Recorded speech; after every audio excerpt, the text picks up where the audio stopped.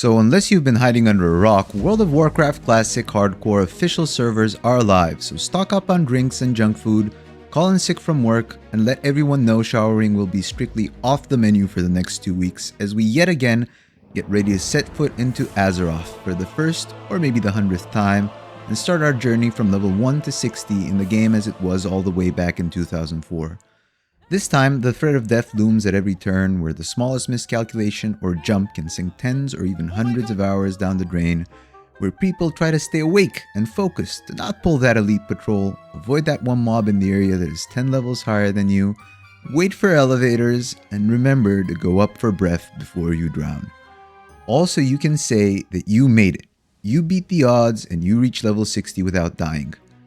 For most people, that might be the fabled end of the journey that they may or may not reach. For others, it's just the start and they plan to take on dungeons and then Ragnaros and Onyxia, Netharian, Cthulhu, and maybe even venture into Naxxramas in the quest for epic gear and legendaries, putting the fate of their near-perfect character in the hands of 39 other players in search of that last business slot item that they're missing. And there certainly seems to be a lot of people playing. It took me about 2 hours to get out of Northshire Abbey on launch night. Stormwind is vastly populated, there's plenty of action on the auction house, and the chat is brimming with geopolitical debates, opinions on the outcome of World War II, and your mom's whereabouts from last night. So how did we get here? Why are so many people choosing to play an MMO, one that most of them have played through time and time and time again, a game that came out 20 years ago, rather than try out what one of the current MMOs have to offer? Well, that's the exact question that motivated me to start this channel about a month ago. I plan to do what I know many others have tried before and take a look at new player experiences and MMOs available to new players in the year 2023 and figure out what happened. But the hype around Hardcore Classic got me thinking, and I realized it actually makes a lot of sense to start here. There are many explanations for the state of the genre. In fact, there is a veritable trove of video essays from many content creators I have followed over the years that explain why the magic is gone and why the genre is dying and will probably never surpass the peaks of Wrath of the Lich King back in 2010. But I'm here to add my 2 cents and give you what may very well end up being a dose of copium as I try to explain why I think that things are about to change for the better, hopefully sooner than you or even I might think.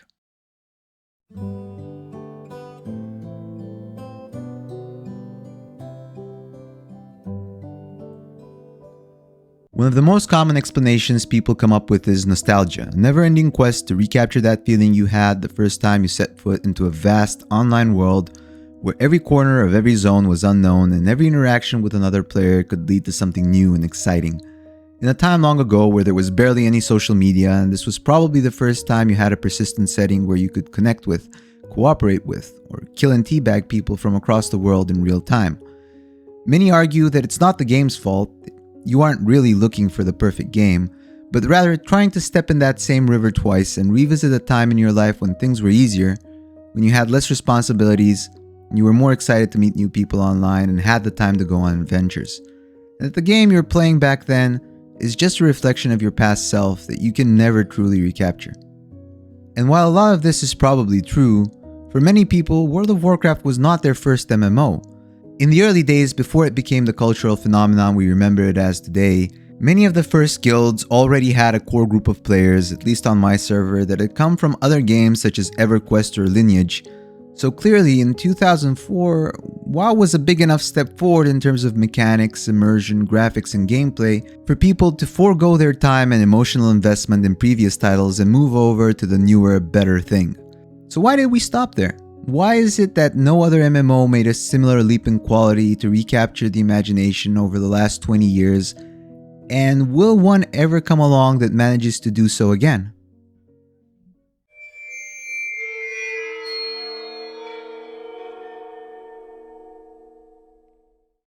Another reason brought up is metagaming. As the popularity of these games grew and social media platforms evolved, along came a myriad of third-party websites, dedicated YouTube channels, content creators, and gaming news sites with early access to games for review purposes, to the point where most games and updates nowadays are solved before they even get a chance to launch.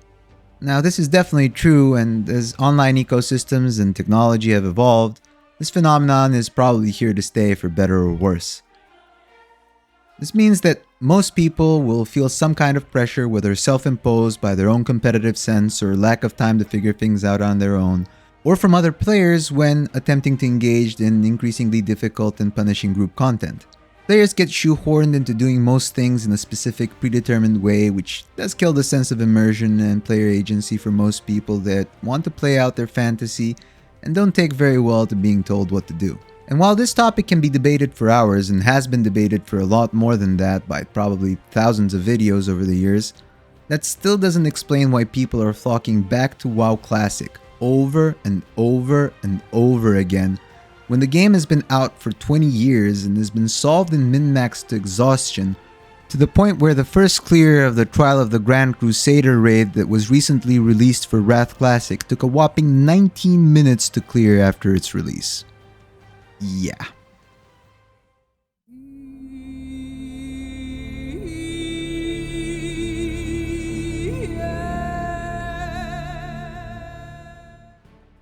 Now, immersion is a somewhat esoteric concept. It's that feeling of wonder and slow buildup of emotional attachment that lets you get completely lost in a virtual world. That feeling of excitement as you rush to log back in each day, and the curiosity to find out what the next quest or the next zone has to offer that keeps you playing all the way till your alarm goes off and you realize the sun is up and you have to start getting ready for your next day. I think it's fair to say that one of the main reasons people choose to play MMORPGs is to take a break from reality and go on the fantasy adventure of their dreams, where they can explore a vast, persistent online world where their real-life problems no longer matter, where their actions can shape their journey and even that of the world itself, and where they hope to meet other like-minded people who can over time become their fellow adventurers or even their virtual rivals. It's the reason people fell in love with these worlds even before they were available in digital format, when they were only present in books or that late-night session of Dungeons & Dragons with your friends that you still remember so many years later. This is actually one of the cornerstones of the series I'm planning, so I'll try not to go too deep into it, but the short version is World of Warcraft managed to find a sweet spot all those years ago, probably in part by accident, where the slow pace of progression through the world and the story actually worked to its advantage. You start off as a nobody, a fresh adventurer at level 1, and the tasks you deal with at first are far from world-changing or universe-altering in nature. You kill some wolves and then some kobolds and bandits, and then you're sent down the road to the inn to see what's troubling the people there. It's organic, and you have ample time to explore each area, finish the quests, get acquainted with the important characters and factions before being sent on a long walk to the next. Overall, the humble beginnings, sluggish pace of leveling, and simplicity of combat end up being one of the major factors that actually creates immersion. Since you have time to assimilate new factions, characters, and storylines, you have time to look at the scenery and check out the layout of a new zone as you're doing a 10-minute jog to unlock a flight path to a new city, and you have nothing to do during the 20-minute trip from Eastern Kingdoms all the way to Wailing Caverns, but talk to the 4 people joining you for the journey or spend some time to join in on the banter in guild chat, Discord, or general chat. Now, I'm not saying we should go back to this going forward for the genre. You have to remember that the reason this game broke open the floodgates of mainstream interest in MMOs was that it was less grindy, more solo player friendly, and far more convenient than all the major titles that came before it like EverQuest, Ultima Online, or Dark Age of Camelot. Ever since then, more steps have been taken towards offering more quality of life and convenience in both World of Warcraft and other MMOs, and I'm not here to restart the debates about summoning stones, group finder, or looking for raid, and whether these were good or bad for the game overall. I'm merely pointing out that there is a spectrum, and while some things like Questy probably should and actually have been introduced as part of the game, you have to remember that if you let the pendulum swing too far in the opposite direction, you are going to lose that feeling of organic immersion that comes from something as simple as giving the player enough time to assimilate something new until he or she is introduced to the next new thing. Now, have you ever wondered why all the major MMOs, the Western ones at least, are all 10 years old? Wonder why we've had nearly 7 years without an MMO coming out of a Western studio before New World launch in 2021? Have you ever delved into the infinite pit of despair, copium, and shattered dreams that is r/MMORPG, Or spent hours binge-watching the hundreds or thousands of YouTube videos asking what went wrong or why MMOs suck, are dying, or will never be what they were again? Everyone is familiar by now with the famous Steve Jobs interview about what happens to a corporation once it gets too big and the product people get pushed out of the decision-making process by sales and marketing people. In fact, it's often used to describe why AAA companies are in the state they are in today. I wanted to dust off my economics degree and decade of working in large corporation to tell you just how bad it really is, but I realized that that would take so long that it will probably have to wait for a separate video altogether. The very short version is, the financial success of World of Warcraft led a lot of people that Steve Jobs was talking about from other large companies to send their teams on a quest to replicate the formula, but none of them actually managed to do it better. All or most of the available resources in the industry were deployed to copy instead of improve or innovate, and since all of that happened at the best or worst time in relation to what the financial crisis did to the economy and global finances,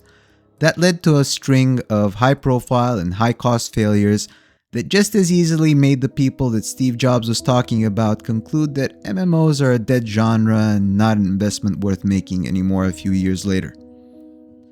By this point, you had a handful of Western MMOs that survived, managed by large companies where anyone who was passionate about the game was long gone, or relegated to sulk in a corner where decisions were being made by executives advised by data-crunching, trend-following spreadsheet jockeys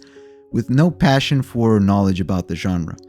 There was virtually no competition from other large companies with equally adept spreadsheet jockeys concluding that MMOs are a bad investment based on the data from the previous 10 years of failed franchise launches,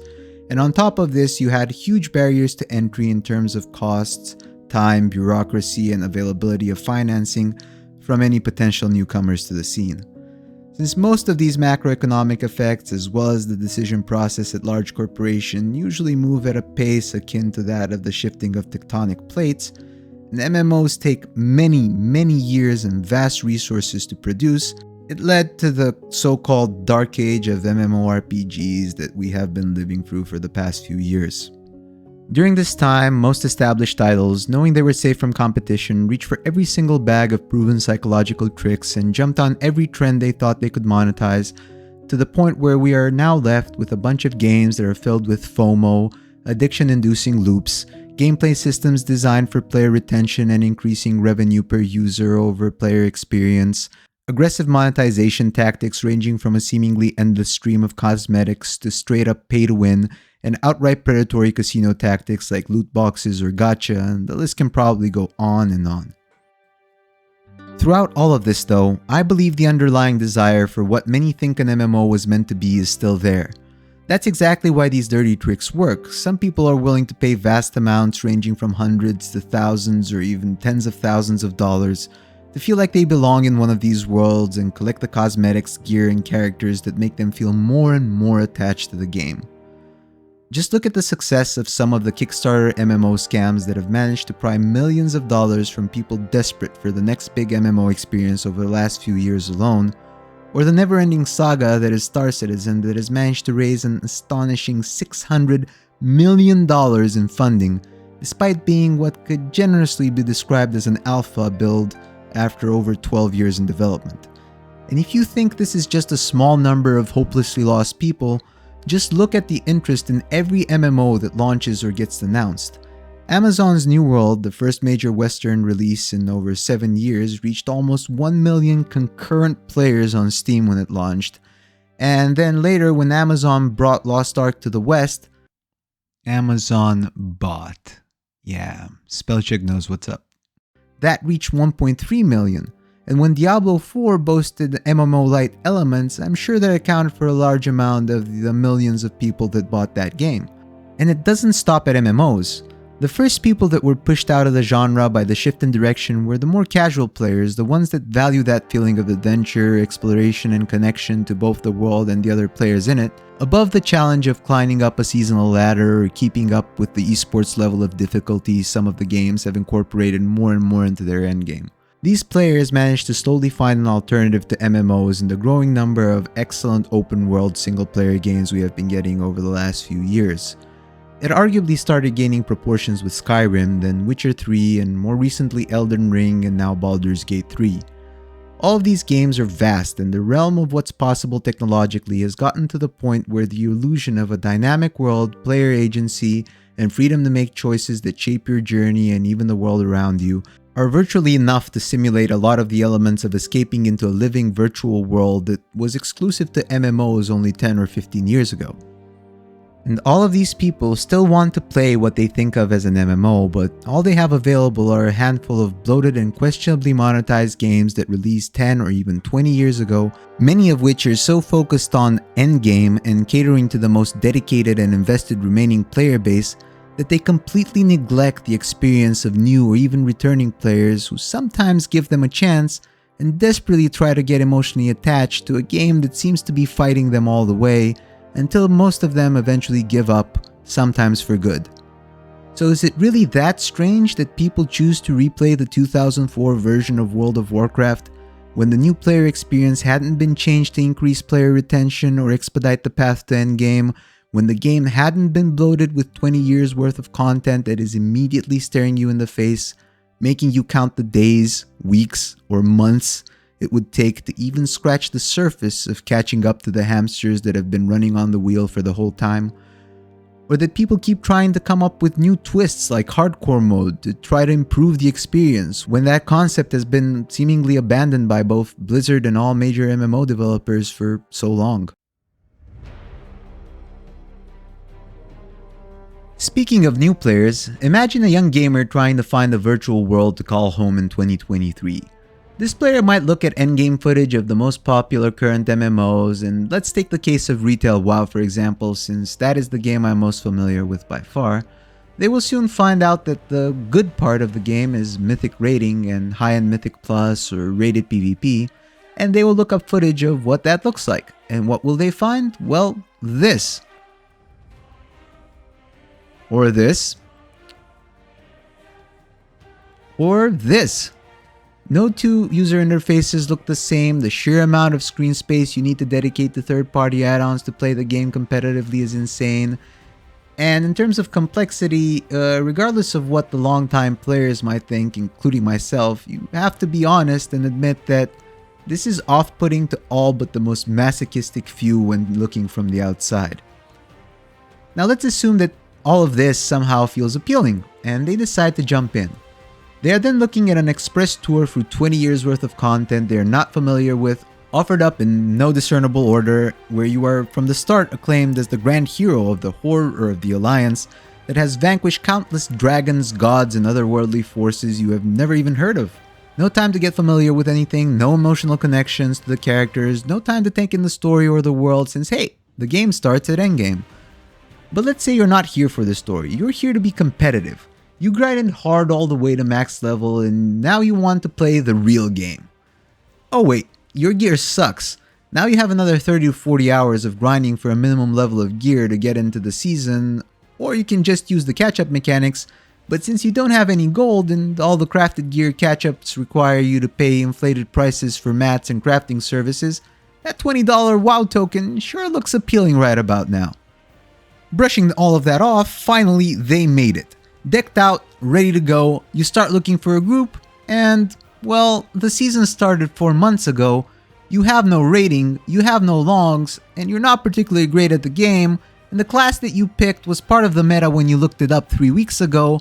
but the last patch came out, or the last MDI or Great Push created a new meta, so no one will invite you, or if they do, you're probably going to get kicked for not knowing a specific mob in a specific dungeon people have been grinding out for months, has an ability that it's your class's job to deal with in one way or another. So thanks for playing, and see you in 2 months when the next season starts so you can do all of that over again.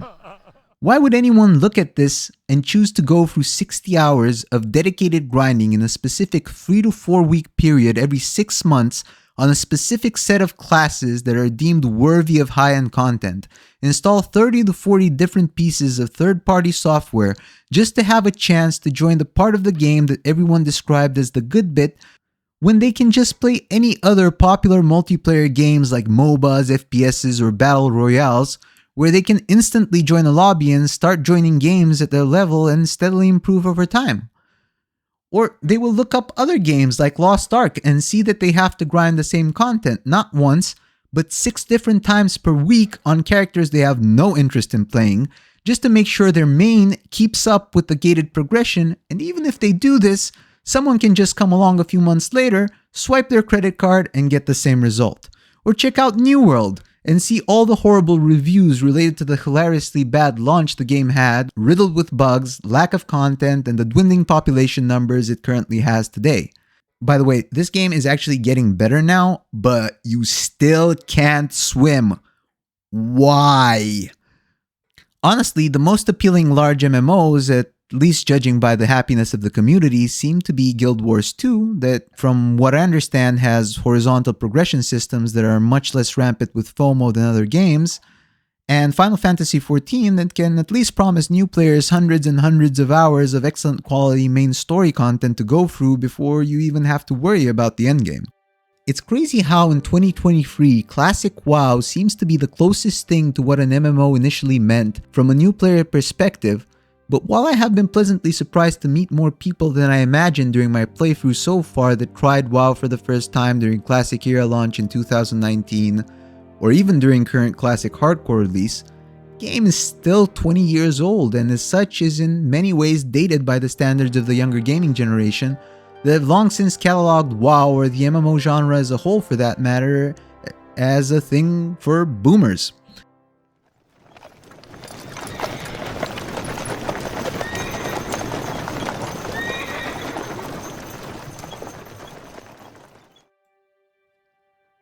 So, to wrap things up, taking advantage of their market dominance and lack of competition, current MMOs are slowly bleeding out the will to log on of even the most competitive and emotionally invested remaining players, while completely neglecting the new player experience and failing to appeal to a new generation of gamers with their half-assed attempts to turn endgame into esports.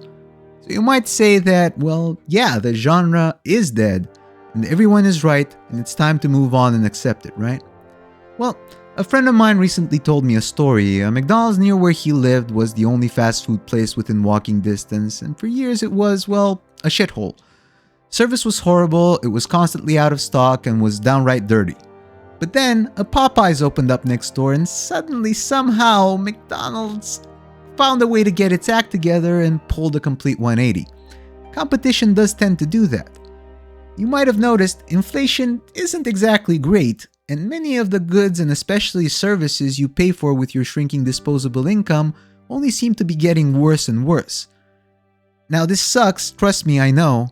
but believe it or not, these are signs that the economic and financial conditions that help perpetuate the state of this industry, and many others for that matter, are starting to shift and change in fundamental ways. You might have also noticed that in the past couple of years there has been a veritable deluge of MMOs being announced. Now, the ones that we have been getting so far aren't exactly great, and we've already established that MMOs take years and years to develop. You expect of me a speech? I've only one to give. And it is the same one I'd give were we not standing on the brim of a battlefield. It is the same one I'd give were we to meet in the street by chance. I've only ever hoped for one thing. But it only takes one. Just one good MMO from a studio that is willing to take the risk and go against the trend and pour their hearts, souls, and passion into a game and try, and more importantly succeed, to make it fun. A game where the game starts the moment you hit start and not 100 hours in. Where you feel like you are going on an adventure, not just rushing through content to make sure you set foot on a seasonal treadmill in time to not get gatekept. Where there is no shop button inside the game to invalidate your accomplishments by putting a price tag on the time you spent to get that sword or the time you spent to get that mount. Where they remember that there are sandbox elements that they can incorporate into their theme park, and those elements could potentially solve the content drought problem, since people will form guilds and alliances that will cooperate, trade, and fight each other over scarce resources and territory rather than devour the content that took 1,000 people 6 months to make in 2 weeks and scream for more. It might take years, and morale is definitely low after such a long wait, But if that game does come out, I truly hope that each and every one of you takes a month off work or a month off school, kisses your loved ones and tells them, I love you, but I need to go and fight for a greater cause, and plays the literal fuck out of it. Make that 1 million player count go to 2 million the second weekend and 3 million the weekend after. Prove to the spreadsheet jockeys data that there is an alternative business model that can work, and make that game become the Popeyes to the current McDonald's of a hellscape we have in MMORPGs. And it is the space between you. Fight not for yourselves, fight for that space. Fill that space, make it tissue, make it mass, make it impenetrable, make it yours. And maybe, just maybe, that will be the kick in the ass that the slumbering AAA giants need to actually wake up, get to work, and see if they actually remember how to make a good game again. But that's just my 2 cents, and although I am aware that this day is far off and may very well never come, in the meantime we still have classic, either hardcore or not, for when we want to take a time capsule to a time when there was nothing but brighter futures ahead. People wrote books and movies that had stories, so you cared whose ass it was and why it was farting, and I believe that time can come again.